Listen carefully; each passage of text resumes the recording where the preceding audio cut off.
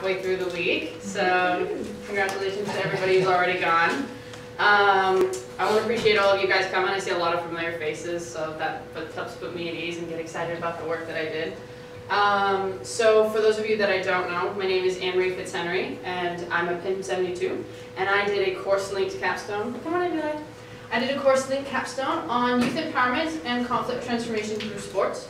So for your guys' evaluation papers, like the yellow ones, you can just write youth in sports. You don't have to do that. That's a lot to write. So if you guys look over to the wall here, I have a couple quick objectives for what I'm going to do in my presentation. The first is just for everyone to understand the cross-disciplinary nature of my research question once I present it to you guys. And then the second one is to understand the variety of monitoring and evaluation techniques that there are and the different combinations that you can use. So, to show you guys, this is kind of an overview of what we're going to be doing. I'll give you guys a brief introduction, and I'll tell you about my practicum sites and my research questions. I'll then get into a little bit of background, which is going to be split into 4 different sections: the UN and the history of sports in that field specifically, the role of sports in peace building, and then SDP and youth development, and the theories that I use for my research, and then finally a little bit on monitoring and evaluation. And so this is going to be a lot of content, so just to make sure everybody can follow okay, if you need a reminder, they're right up here so that nobody gets lost, and we'll go slow, so no worries. And then after that, I'll explain the interviews that I did with Mercy Corps, Partners of the Americas, and the World Affairs Council of Oregon. I'll tell you the findings that I got, and we'll have a little bit of discussion after I give you some conclusions. So, can somebody read this quote for me? Sport has the power to change the world. It has the power to inspire. It has the power to unite people in a way that little else does. It speaks to youth in a language they understand. Sport can create hope where once there was only despair. It is more powerful than governments in breaking down racial barriers. It laughs in the face of all types of discrimination. Nelson Mandela. Yeah, so late great Nelson Mandela, it's a really powerful quote, I think. And for those of you that don't know, Mandela was really well known for using sports, and for anyone that has seen the movie Invictus, he actually used the Springbok rugby team in Johannesburg to unite South Africa when it was once a model for white supremacy. And so it's a good example to start us off with of kind of some inspirational roles in sports. So my practicum sites were split into 2. The first one I did was this summer at World Learning here on campus. I was a youth program facilitator for the summer leadership programs here. And this is a picture of some of the students from the JASIA, the Governor's Institute program we did for critical youth empowerment. And so I did everything under the sun to make sure that these programs were possible. And then in the fall, I went back home to Portland, Oregon, and I worked at the World Affairs Council of Oregon. And I worked specifically as a program coordinator for their International Visitors Program. And so the mission of the World Affairs Council is to connect Oregonians to global issues and to the rest of the world, and to help them figure out what else is going on in the world. So there's lots of international speakers, a lot of exchange programs, and so my supervisor had a specialty within the youth programs we did. And so this is a picture of one of the youth ambassador groups that I worked with. These students are from Bolivia and Peru, and they were a lot of fun. So one of my responsibilities at the World Affairs Council was to do a little bit of research behind the scenes as to how to conduct proposals and how to look for different requirements and those sorts of things and do research. And so this is the website of the Bureau of Education of Cultural Affairs, as you can see on the top there. And this is part of the State Department. And so I know the writing's a little bit small, but if you look in the corner, it actually says sports diplomacy right there, which I thought was really interesting. So when I clicked on it, I kind of assumed that it would just, I knew that there were like famous athletes for UNICEF, there were ambassadors that went around and kind of spoke about, stay away from drugs and don't do violence and stuff like that. But when you click on this, you actually see that it's an entire program and initiative step. And so if you look right here, you have paragraphs explaining what their programs are all about in their program sports diplomacy section, their presence in social media, and then if you scroll down even more, you see that there's an entire tab of different sports diplomacy efforts. You have visitors and envoys, like I mentioned, different sports grants, as in plural. You have empowering women and young girls through sports, special initiatives, sports multimedia, and then next to it you have the multimedia of sports presence and their programs broken down by each individual sport. So to me, I had no idea that this existed. I had no idea that sports was so powerful, and when I did a little bit of research, I found that this area of sports for development and peace has absolutely exploded in the last decade. Not just in presence of thousands of grassroots efforts around the world, but also in major funding efforts, as you can see from the State Department and many other departments like USAID and such. So when I decided to kind of develop my research question, or should I say when I had to create a research question, I knew that I wanted it to be rooted in CT. I knew I wanted it to be rooted in youth programming because that was the course I linked it to. And then I had this new really interesting trend within the field of sports for development and peace that I thought was really fascinating. So I decided that it would be great to just explain the relation with all of them. And then I realized that has been done more than once. And so I went through some of these fantastic sources and I realized that, okay, rather than reinventing the wheel and doing what's already clearly been done, I went back to square one and started reading these sources again and looking at what they say needs to be done next. So does somebody want to read this quote real quick? I'll read it. There's a compelling need for more research in the area of sport and development in order to validate that the psychological sport programs are truly being helpful for children and how. Thank you. All right, how about this next one? Yep. Researchers have yet to move past case studies to produce more analytical and generalized work. Okay, and Richard Giulianotti is a very well-noted academic and writer within sociology, and he has had a number of publications along sports and their role within greater global society. So, thank you. How about the next one? Our panelists offered perspectives that show not only the impact of the work on the communities that they serve, but also help bridge the gap between observed impact and evidence-based outcomes that continue to challenge this industry. Thanks, Tim. So this is actually a quote taken about a USAID panel of discussions that they had with some of their programs and the grants they had funded.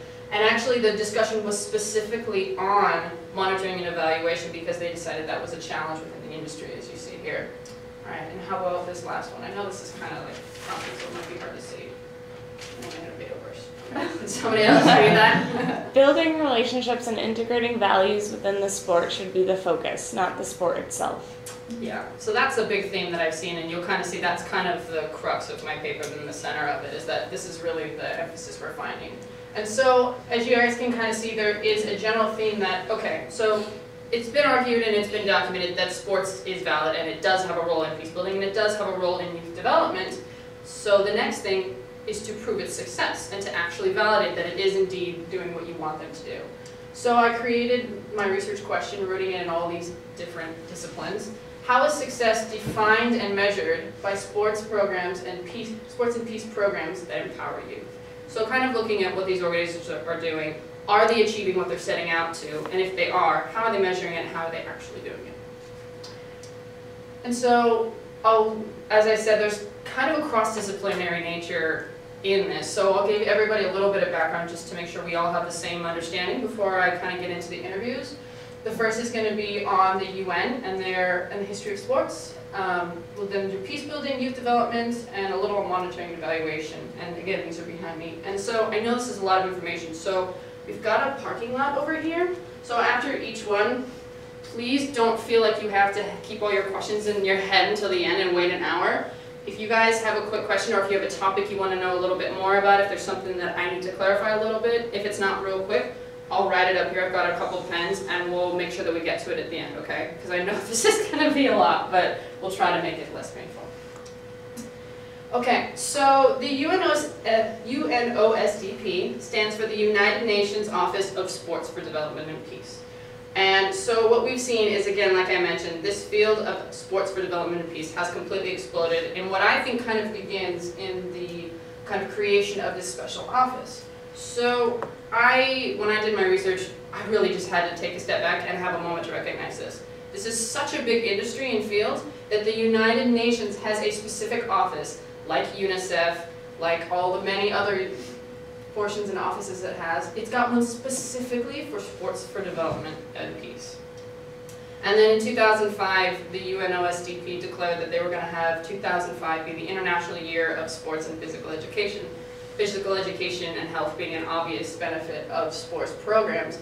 But what's really interesting is that also in 2005, the SDP, or the UNOSDP, created their International Working Group.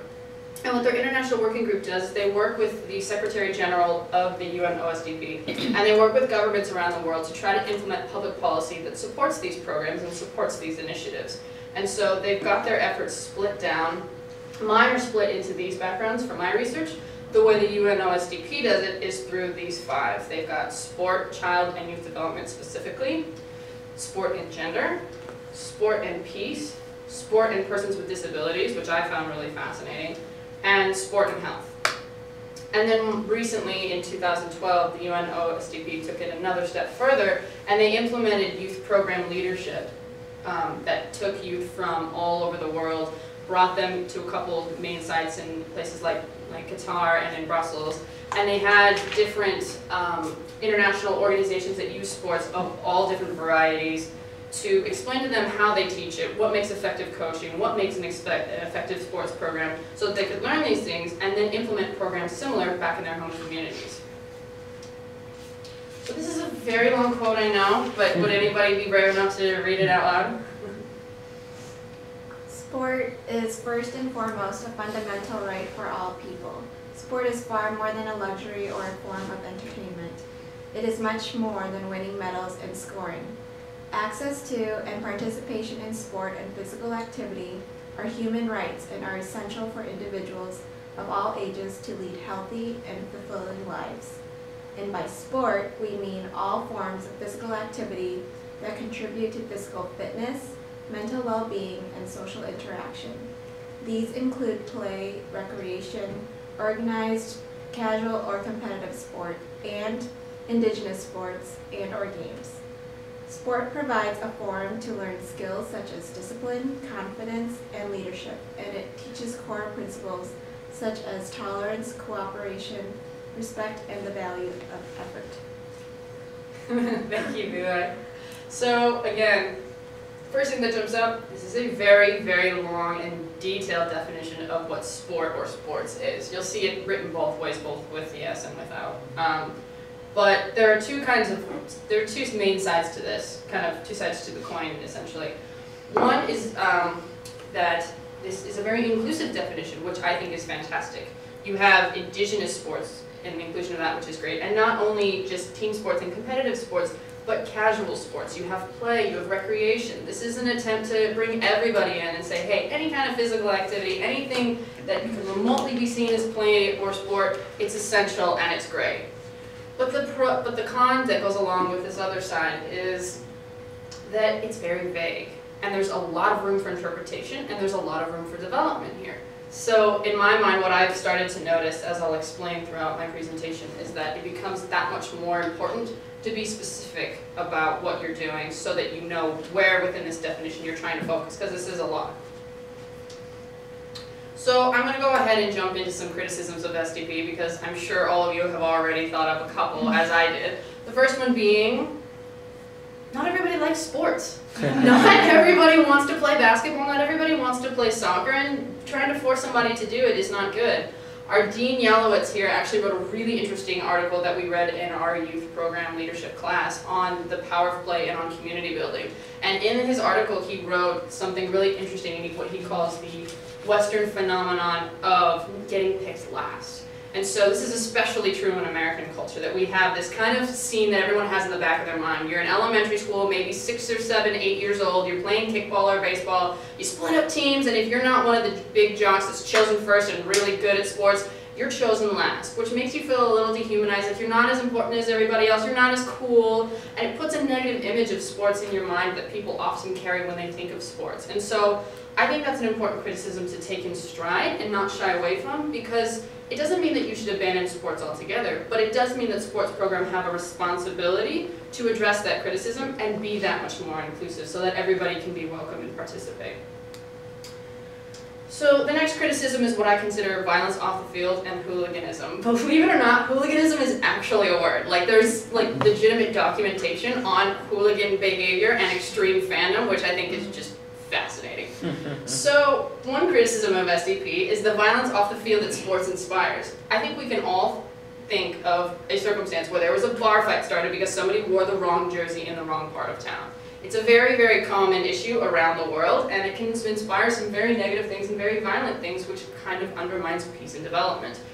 But my response to this, and what I've kind of seen in the literature, is that extreme fandom like this and the violence is not inherent to the sport itself. So if you don't have fans throwing chairs, and if you don't have people starting fires in stadiums, you can still play soccer. You can still play table tennis. You can still play basketball. So it isn't absolutely necessary for the game, which to me means that there's an opportunity for coaches and for administrators to do a good job of making sure they're explaining the right core principles that you want to teach, and you're not inspiring this kind of behavior. So then what about violence on the field and the criticism of aggression and violence of what sports actually inherently include? A lot of people argue, and it's a very common and very well-received criticism, that sports are very dangerous. Sports are very aggressive and can be very violent in and of themselves. So one common theme I want to point out with these pictures, the one thing that hockey, soccer, football, and UFC, Ultimate Fighting Champion, the one thing all of these things have in common is they're all contact sports. So if this is not appropriate for the program you want to do and the people that you want to engage in, the core principles you want to teach to your young people, don't use a contact sport. Don't use soccer. Don't use boxing. Don't use hockey. Do volleyball. Do tennis. Have people play jazz. Have people play hopscotch. As we saw with the definition by the UN, it's incredibly inclusive, and there's an incredible amount of adaptability here. So if this isn't appropriate, don't use a contact sport that's going to incite violence. That being said, if every sport was defined by its aggressive players like Wayne Rooney here, we wouldn't have these sports, and they wouldn't be nearly as popular as they are. So the one thing that I like about sports that are contact sports and team sports is that there is an opportunity to address that line between aggression and violence. These sports have rules that are built in to help you define this line. If you're playing soccer and you punch the guy in the face because you get mad, because he gets by you, you get a red card and you get kicked out of the game. You can't do that. Aggression and having determination is good, and there's room for interpretation depending on the referee, depending on the field and the league. But violence in and of itself is not acceptable. It's the same in basketball. The UFC might be a very special exception, but to a certain degree there is that line. And so I like the idea that there's a way for young people to start approaching that and saying, okay, if I'm in a conflict situation, how am I going to handle it? How aggressive am I allowed to be? How aggressive should I be? I think that there's an opportunity, again, depending on the context and what's appropriate, to kind of explore that a little bit further. Yeah. What's that? So you say you just use a different sport that's non-contact. Mm-hmm. Is there any recommendations in the literature about which sports are most effective for peace building or development, or like what kinds of activities should be included? Like, even if it's not a sport but a game could also be considered a sport. Like, should it include certain components or something? How should I find the right kind of sport? Yeah, absolutely. Actually, you're one step ahead of me, and I'm very glad you said that, because that ties in really well to what I'm getting in here. It really depends heavily on the context and first of all, what you're going to be teaching, and then the context of the community that you're in and what's really common and what really ties into the positive aspects that you want to teach. So I'm going to write that up here and make sure that I get to it. So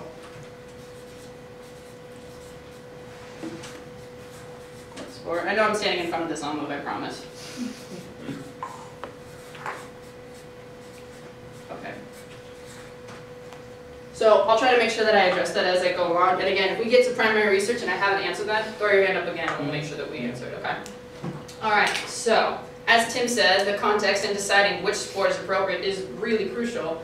And one important component to take in is the history of colonialism, because it very much ties into sport.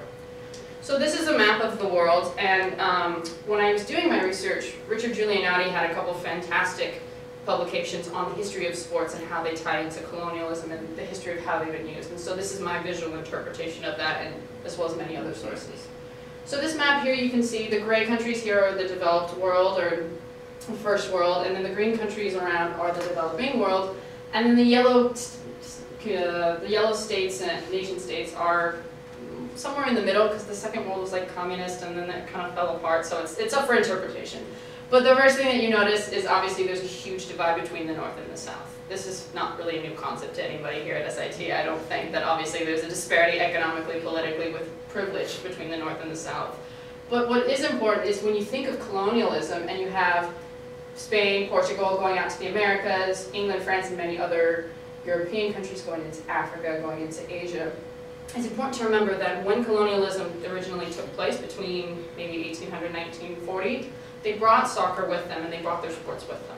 When you have cultural imperialism, you bring your language, you bring your way of thinking, and you also bring your pastimes. You bring your sports. Soccer and sports were absolutely used as a way to civilize local communities. And so this is important to take in effect because this could have a very sensitive context depending on where your program is and depending on the community. If soccer's got a bad reputation, you're going to want to do a different sport. You're going to want to do a different activity if that's seen as a Western influence that's been brought in. So this is kind of what Giuliani explains as the first phase of colonialism. And the second one is more neocolonialism, circa / post-1940, 1945.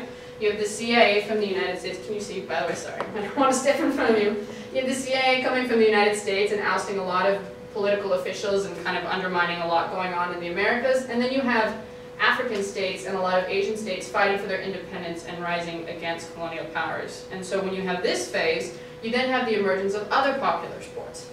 You have baseball, especially from the United States, you have cricket as well, and then you have the United States just doing whatever they want. So the reason that I bring all of this up is because it's not a coincidence what popular sports are where and why. This comes from colonialism, this comes from their historical context. Now, obviously this is a vast oversimplification, and a lot of sports are popular diversely all over the world. When I lived in Mexico, there were baseball teams that were very popular, soccer teams, American football teams, cricket teams, there was everything under the sun you could think of. So I'm not trying to say that these are the only sports in the only places, but my point is to say that if you're in, for example, one of the sources I read was really interesting about Jerusalem, and they mentioned the juxtaposition of two different programs, one that had basketball and one that had soccer. Same city, completely different context, completely different principles they were teaching. They use completely different objectives. They're both still sports and youth programs that are being done in Jerusalem. So a good example of how you need to do a very good historical analysis. So if you want to use soccer, baseball, football, use something that has natural buy-in, that kids are naturally playing on the street, and then say, hey, you know what's really important when you play American football? You need to have good communication with your team.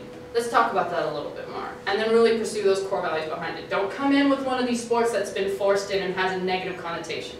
And the only way you know that is if you start talking to your local communities. So this is a really interesting article that I found. It kind of exploded on social media a couple months ago, I would say. This is a local high school soccer team, a women's soccer team in Colorado.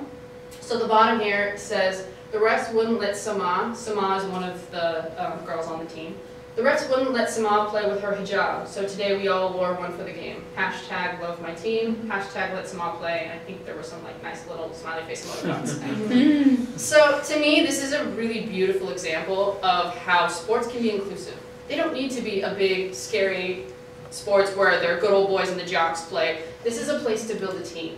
This is a place for community building. This is a place to start talking about what we want from ourselves and to create a new way to connect with people. So, according to the Swiss Agency for Development and Cooperation, there are 10 real inherent benefits for SDP. The first is the improvement of general well-being, which essentially means that it addresses many different parts of a person. It addresses your emotional needs, your physical needs, your mental needs, in a way that a lot of other things can't. So it really takes a look at the whole person and their well-being. It's an activity and a distraction, often from conflict that may be going around. Experiencing self-esteem through furthering of skills and capabilities. Exemplary training of reassurance and reconciliation in conflict situations. Exemplary training for the right dosage of aggressiveness, as we kind of talked about already. The feedback culture of sports strengthens the ability to communicate. So having a mentor, having a coach that can kind of work these things through you and have some feedback that way. Experience of belonging and of identity within the group. And this is the primary reason why you see sports being so popular with urban programs and with what they call youth at risk. because there's natural buy-in and you get the sense of identity rather than being with a gang. You have a sports team. Sport also mobilizes spectators, the neighborhood and the village community. So then you have parents and community people that can come to these games and potentially watch, and you can reach that many more people in the community. How many sporting events do we have in the United States, for example, that are high school football, college basketball, whatever you want to say? It's common to watch sports, not just to play them. Sport as a means for increasing awareness, for disseminating information, and for maintaining values. And finally, sport as a means of communication that goes beyond the boundaries of language, gender, and social class.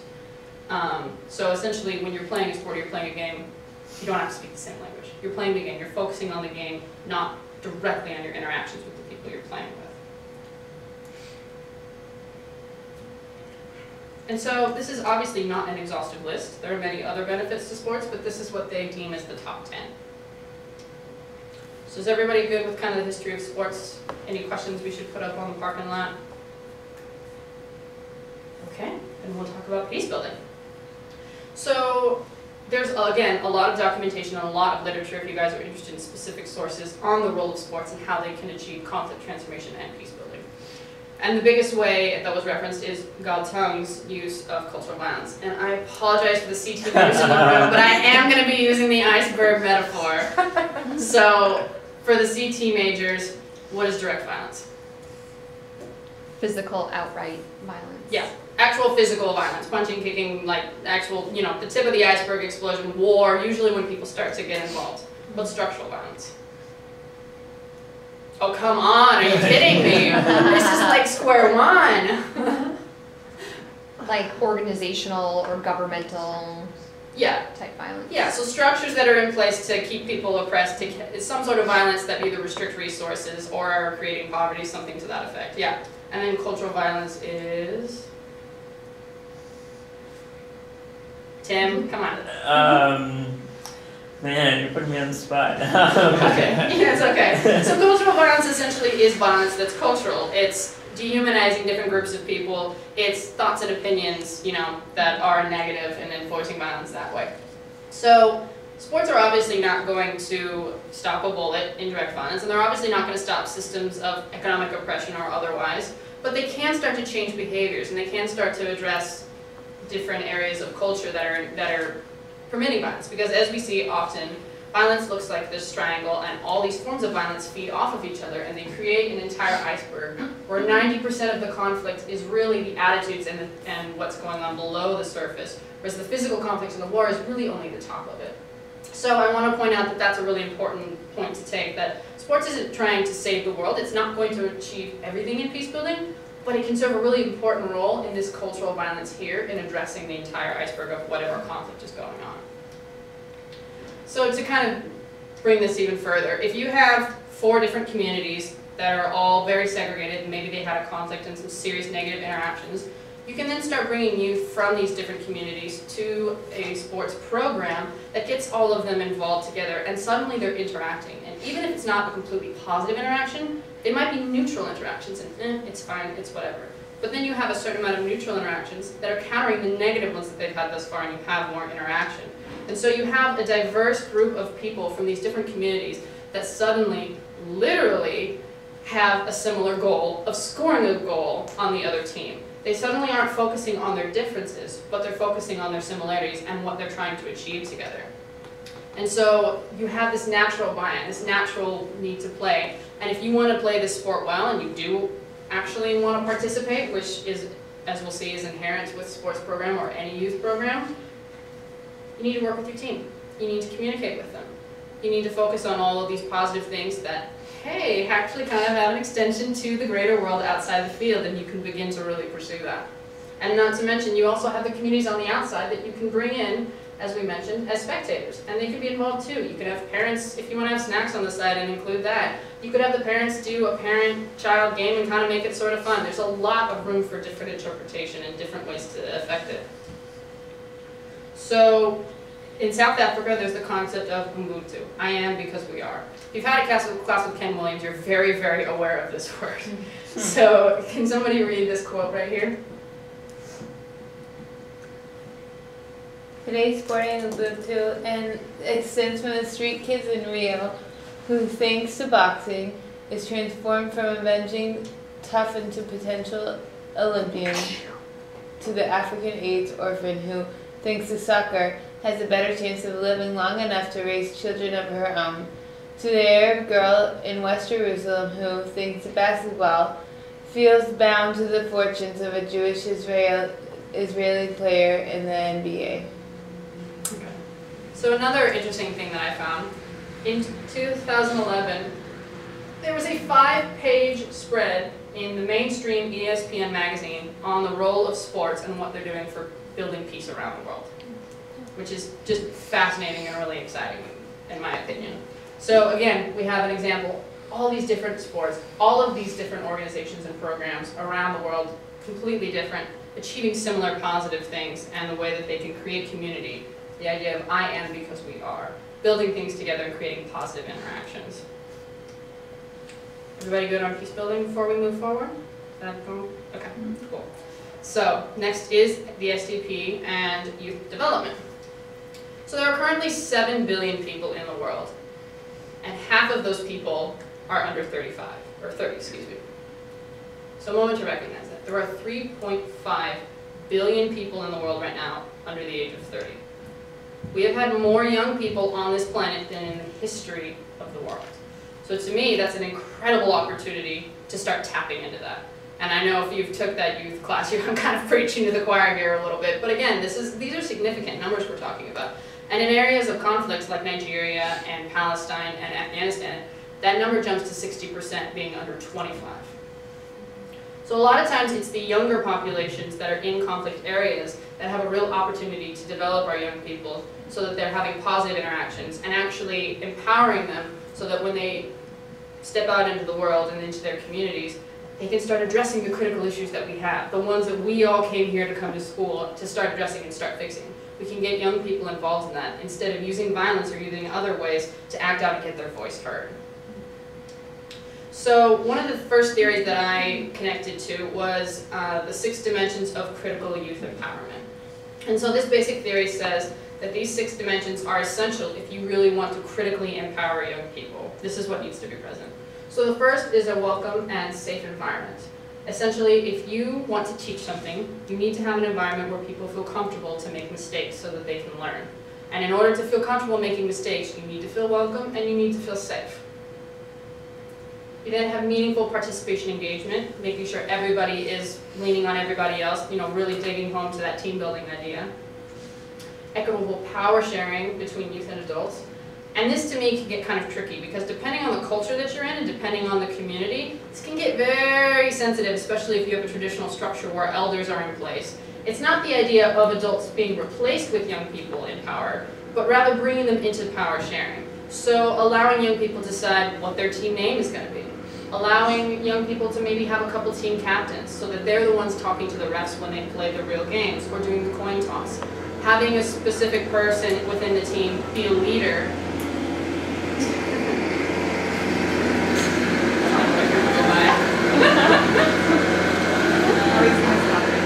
Stop right there.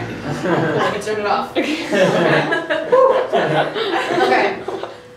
So again, not them trying to completely take over power, but you can engage them in leadership roles. Team captains that can do the coin toss, team captains that can talk to the referees, team captains that can lead warm-ups and start, having a leadership role that way. You can engage them in different forms of power sharing, emphasis on the word sharing, so that when they get power, it's not about getting power and getting your voice heard, because once they have their voice heard, they know how to use it in a positive way.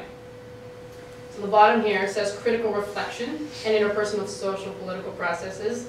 At SIT, we're very familiar with reflection and how important that is. And so it's the idea of connecting, if you're talking about specifically SDP, connecting what you learn on the field to the rest of the world and the socio-political processes that are going on in the community as soon as you step out of the program. Participation in those processes, and then finally integrating individual and community level empowerment. Because I think it's important to remember, along with this this critical youth empowerment theory, is that empowerment is experienced on different levels in many different ways by different people. So you have an individual level of empowerment, you have your community and team empowerment, and then you have a larger level of empowerment as a whole community. So the latter end of this kind of circle filling up is really tapping into what's really going on these different levels of empowerment so that you can address them all. And so the second theory that I looked at was these critical management skills for youth and what really should be taught to you if you want them to have important techniques as to how to manage conflict and how to manage different things going on. So the first skill that needs to be taught is self-esteem. Second, tolerance of frustration and ambiguity. Third, self-awareness, awareness of others, and empathy. Communication and interaction skills. Awareness of personal, cultural attitudes to conflict behaviors in conflict situations. Ability to analyze and evaluate conflict. And practical skills to manage and overcome conflicts. So a lot of these are pretty self-explanatory. But when I was kind of going through these theories and kind of connecting the research I had found to these theories that I had learned in youth programs, I started to notice that there's a lot of repetition and there's a lot of patterns. There's a lot of similarities between what sports try to do and what's really important to teach and the skills to pass on. And so I figured out that I was right. There is a lot of overlap. And so I created this chart. If you take right here the benefits of SDP that we went through first, and then the 6 dimensions of critical youth empowerment combined with conflict management skills, all of these colors are different themes that go across all 3. The dark blue here is self-esteem, which is this one right here, and I made the color brighter, but this must be an older version of my PowerPoint. The light blue is general safety and acceptance, so that's these ones right here. Pink is communication and collaboration skills, and this is not really pink. It is pink in my paper, but the projection doesn't like me, so this is pink down here. Orange is critical reflection and awareness, and that's this one right here. Purple is individual and community connections, and brown is actually supposed to be green, so that's wrong. Pretend that's not there. So this is the green one, and it's specific conflict management, so really specific technical skills to pass on. So this is a lot of information, and I don't expect you to read all the way through it. But to me, this just really drives home the incredible opportunity that these sports programs have in the benefits they offer and what's required of critical youth empowerment and of conflict management skills. They all connect very nicely. So real quick, finally, we're going to look at monitoring and evaluation. And so, is everybody okay with this last slide and all the youth empowerment, youth development, everything? Any questions about that? Okay, cool.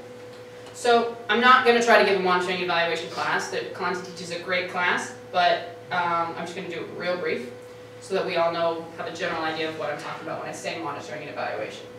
So monitoring is defined as data collection throughout the life of the project to track the specific objectives and activities. So essentially, you're going through your program and you're making observations, you're bringing in information about your program as it's going along. And then evaluation is to determine the project's worth or significance. So as you're monitoring and collecting data, you periodically, whether it's formative, summative, ex ante, you're having periodic forms where you're evaluating the data you've collected. Are you doing what you set out to do, and is it actually achieving a sort of significance? So again, you can evaluate right in the middle, at halfway point, you can do it quarterly, and you can do it at the end. And there's 3 different methodologies that you can use to evaluate, which is, an evaluation was mostly what I focused on for my paper because monitoring is important, but it's mostly just data collection. I wanted to look at what do you do with that data. So logical methodology is also known as log frames, and they use a matrix that looks like this. It's very detailed, it's very rigorous, and it's really great because it shows you that real quantitative, very specific, what are you doing, what are your goals, purposes, and how are you going to achieve that specifically, and really forces you to break that down. And this is often required by a lot of grants for these programs. The second is participatory methodology. So participatory methodology is basically like it sounds. It's participating. It's getting the beneficiaries and the participants you're working with and asking them how they're experiencing things. What's it like in your community? How do you experience this program? Is this going the way that you want? Doing interviews, focus groups, discussions to see how things are going. And then this last one, critical methodology, is kind of reflexive, going back over all of evaluation and doing a real evaluation taking into account the biases of the evaluators and the people running the program. Are your definitions of success the same of those the people you're working with and the same as those in the community? So this last one is a little bit more creative, and it's a little bit less familiar within the M&E field, but it's a new one that I kind of ran across in my research that I found really interesting. So speaking of my research, we'll go into it next. So just to give everybody an idea of hypothetically how programs work.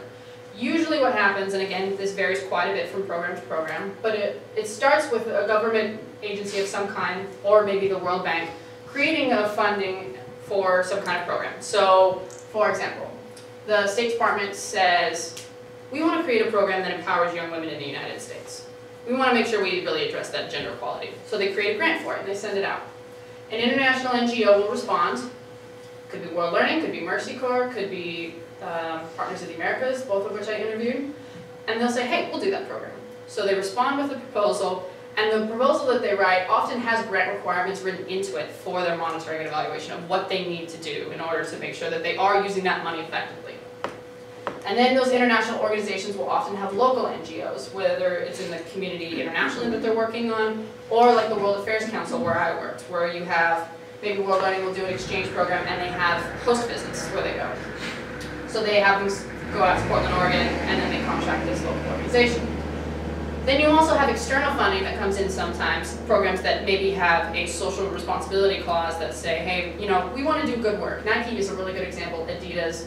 Those of you that are excited about the World Cup this summer, there's a lot going on with the World Cup and what they're pursuing sports in a positive way for young people.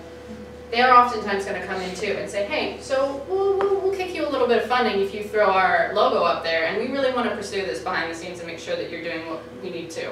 So this is kind of how the money trickles down. This is a good way to see the hierarchy, because not only does this have to do with, you know, power sharing and hierarchy, it has to do with monitoring, evaluation, and what you're required to do, and the leeway within that. So does that make sense to everybody? Mm-hmm. Cool. So let's get into what my primary research and what I found. So this is all. So that's essentially all the secondary research I did. This is the culture inquiry that I did. So I collected data through interviews and focus groups. I did semi-structured interviews, and I developed a series of questions that look like this. And the one that I found the most interesting, which was this one right here under success, number 6, how are success and participant impact measured? And specifically, how do you think it should be measured? I kind of assumed that question was going to be too sensitive, because oftentimes organizations don't like to talk about their monitoring and evaluation, because there's this idea that if they're doing something wrong, you're going to catch them, and they're going to lose their funding, and they're going to go down the tank. So I didn't want to go into any sensitive material. I'm not trying to catch anybody, I just wanted to know what was going on. But all 4 people that I interviewed were very, very interested by this question, and all of them kind of paused and went, that's a really good question. And then they started answering, and I got some really interesting information about that.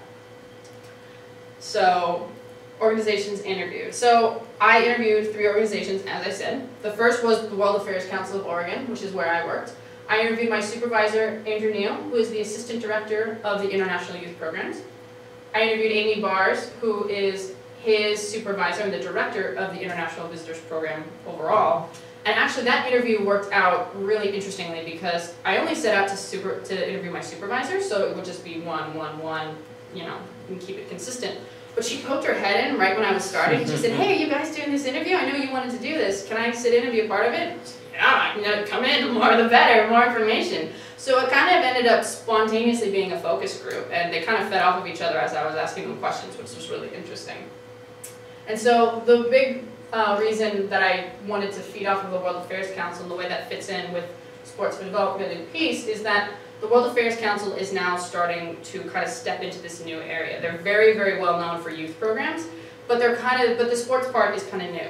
And so they're doing new initiatives, and so I started looking for more information from their perspective. What's something that they need to know? What are the good practices, lessons learned, things like that? So the next interview that I did was with Partners of the Americas. I came this close to doing my practicum there, but at the last minute they overlapped with a contract I'd already signed with World Learning, so I didn't get to. But it's a fantastic organization, and I specifically focused with the Aganar program. And Aganar in Spanish means to win or to earn, which I think is kind of great that it has both of those meanings. And I interviewed Fernando Maldonado, who is the Director of Operations for Aganar. And Argonaut is a program that they do throughout the Americas. Well, Partners of the Americas does just that. They work throughout the Americas and the Caribbean. And their Argonaut program specifically works with young people using soccer and then also doing job training at the same time. So you get young people involved by getting them with soccer because they're already playing pickup, because soccer is really easy to do. You know, you can throw 2 sweatshirts on the ground and you have your ball. You can use recycled bags and tie them up and create a ball, which I've seen like different images, which is cool. So that was really interesting to interview him, and I focused specifically on this program because Partners of the Americas, if anybody's interested, has a lot of other really interesting sports programs going on.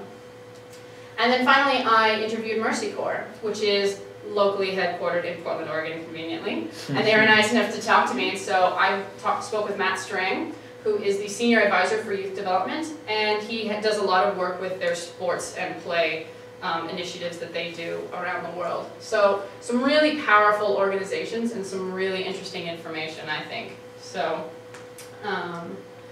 this is one of the quotes that I got from Fernando Maldonado. Does anybody want to read it for me, please? We are currently looking to enhance this part of our program. We're often engaged in this uphill battle in recent years, where there's been a huge emphasis, with good reason, on monitoring and evaluation for numerous reasons, but part of the challenge is unique resources. So at the beginning when he says we're currently looking to enhance this part of our program, this part is referring to monitoring and evaluation techniques when I asked about what they do.